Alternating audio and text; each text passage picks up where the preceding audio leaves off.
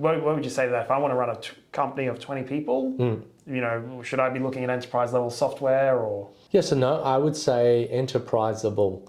So things that would allow you to get the benefits on a smaller plan, that if you just turn on a new feature or a new function, you can expand into a new market, a new capacity, a new capability without having to go and buy and rip out and replace into a new platform. Something that you can kind of scale up and down with. So if you were to get, with your 20-person agency, maybe you want to try and automate payroll as much as possible, because that's an admin task that sucks.